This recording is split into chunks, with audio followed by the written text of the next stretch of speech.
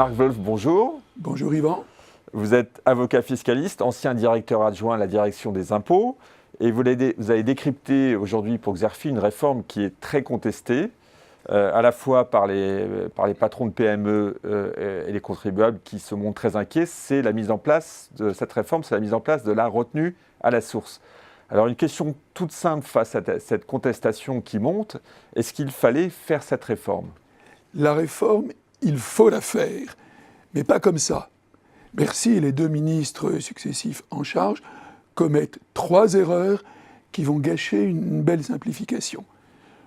Le premier objectif de la réforme, c'est évidemment l'impôt en temps réel, car vous savez que chaque année, 1 million de contribuables nouveaux, perte d'activité, passage à la retraite, congé parental, voient leurs ressources baisser et ont de la difficulté à faire face à l'impôt décalé. Il faut donc moderniser.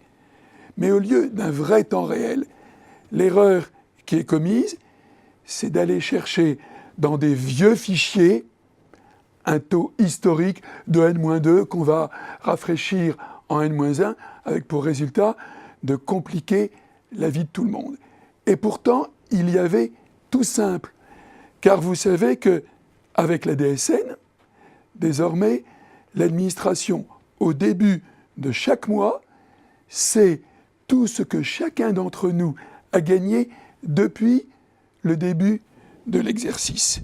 Il suffisait donc, sur ces données, avec l'infocentre de l'administration, en quelques nanosecondes, de notifier à chaque foyer fiscal un acompte sur la base de sa situation réelle et non plus décalé d'un an comme dans l'ancien régime, de la sorte, au fil de l'année, de janvier à décembre, nous aurions exactement anticipé l'impôt final sans embêter personne, ni employeurs, ni salariés qui se perdent dans des options tordues. Et qu'on ne nous dise pas qu'informatiquement, c'est trop lourd, le gouvernement propose exactement la même chose pour les allocations logement l'an prochain. Donc c'était faisable. Et comment expliquer que cette réforme, l'État puisse y laisser, selon les calculs de la Cour des comptes, à peu près 2 milliards d'euros ?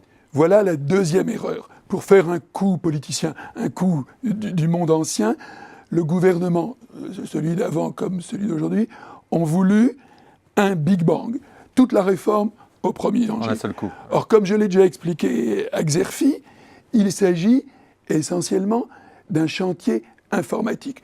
Dans toute entreprise bien tenue, on sait que quand on a un changement de système de cette nature, le mieux, c'est de phaser la montée en régime pour que chaque étape soit calée sur l'étape précédente. Le résultat du Big Bang, c'est ce que nous dit la Cour, c'est-à-dire qu'à 2 milliards environ, en plus ou en moins, on ne sait pas ce qu'on va récupérer l'an prochain. Comme impôt. Parce qu'on n'a plus de repères. D'accord. On change brutalement de système. Outre les risques de plantage industriel qui sont beaucoup plus graves quand on joue aux apprentis sorciers. Il aurait donc fallu étaler le basculement. La première année expérimentale à petit régime, puis une montée en régime où on allait vers les 100% de temps réel.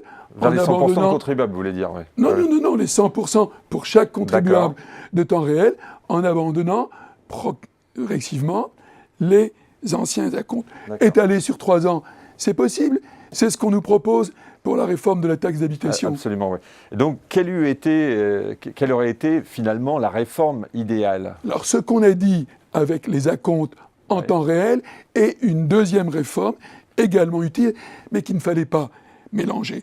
Car à moyen terme, il y a la possibilité d'économiser des milliers d'emplois dans les centres des impôts. Aujourd'hui, on a besoin de ces agents pour accompagner, pour surveiller ces contribuables, vous voyez ce que je veux dire, qui souffrent de phobie administrative. Demain, la règle, ce sera, vous payez d'abord, on discute ensuite. C'est dire qu'en prenant l'impôt sur la feuille de paye ou sur le bulletin de pension, la relation avec le contribuable va être renversé. Ça va changer, ouais. Ce sera au contribuable de venir corriger sur Internet sa situation. Plus besoin de guichet, de centre et des impôts, tout peut être automatisé par impôts.gouv. Sauf que cette seconde réforme, il fallait la faire dans un second temps. La solution serait beaucoup plus légère pour les employeurs.